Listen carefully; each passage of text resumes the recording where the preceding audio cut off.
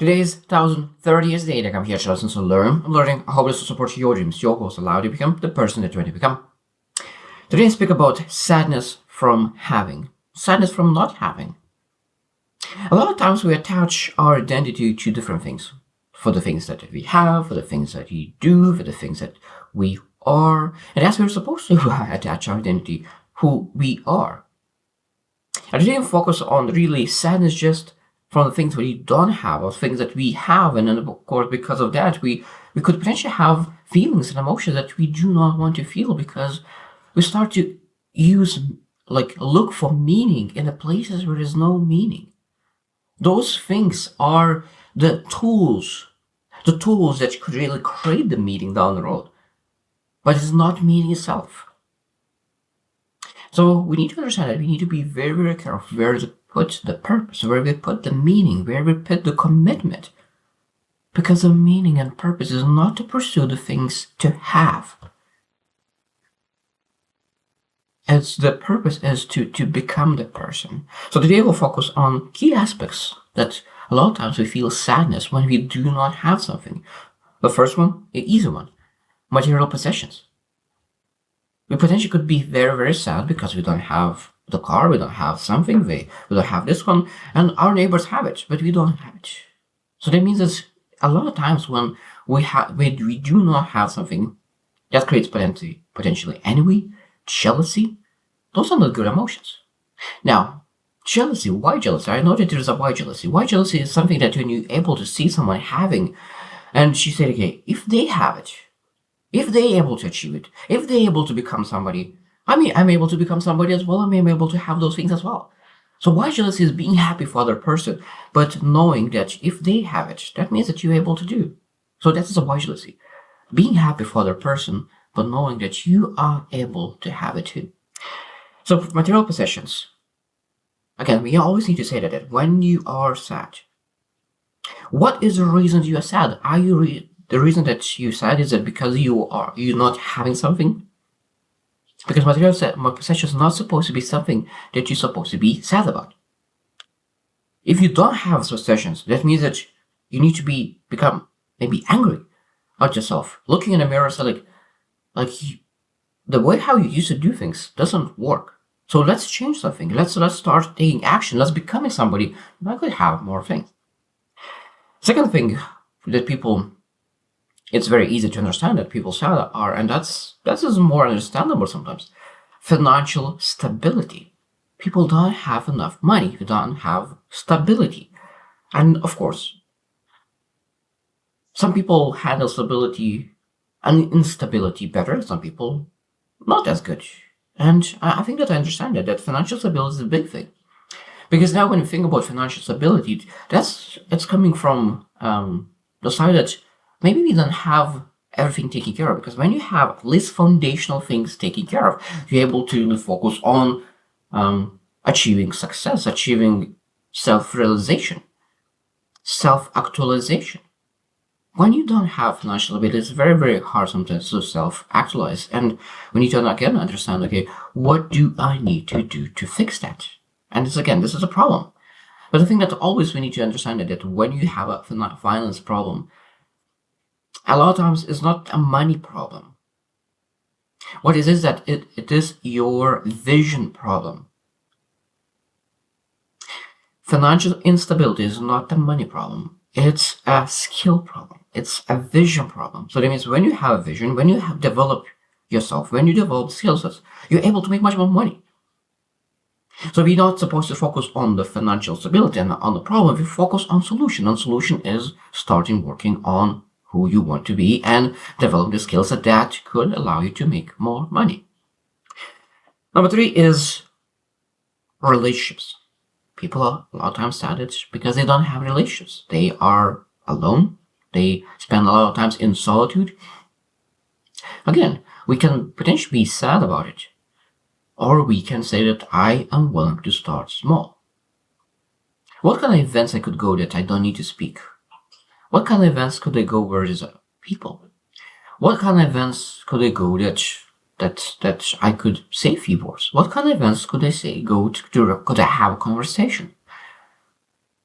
I think that when it really starts well, and because I love the saying that it doesn't matter how small you start, it doesn't matter how small you start, what matters is how big you finish.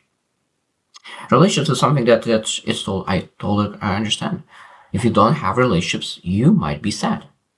But again, this is a question, again, what do you focus on?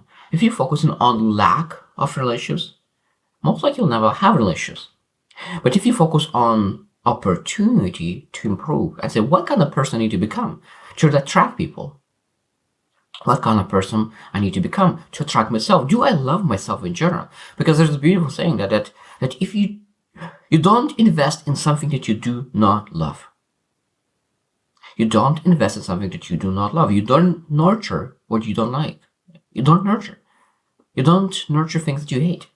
A lot of times people say, okay, I hate myself. I don't like myself. I don't love myself. So first step is start loving yourself, that you could invest in yourself, that you can nurture yourself. Because when you invest in yourself, when you nurture yourself, you will have relationships. Because the first relationship you need to build is yourself. And having a relationship with yourself will allow you to have relationships with others. Number 4 is people are a lot of times disappointed that they don't have opportunities. And say like, oh, like other people get opportunities, but I don't get opportunities. Like, if I could have opportunity, I could be successful. I have all the skill sets. I have resilience. I have this one. I have this one. I could be really, really successful. I just need opportunities, and I don't have those opportunities. And I think that this is, again, we need to say it in the mirror that how often do you go outside of your bubble, of your comfort zone, to really find those opportunities, build those opportunities? Because if you're not able to find it, you build it. But I think that sometimes is the most key part is that you need to go outside of your circle, of your comfort zone to find those opportunities. So that means that and I love saying that I learned from John C. Maxwell, that success happens when preparation meets opportunity. When preparation meets opportunity, I think that a lot of times we miss opportunities because we are not prepared. So that's why we need to have a vision for our future. We need to really start working, developing ourselves, develop the skill sets.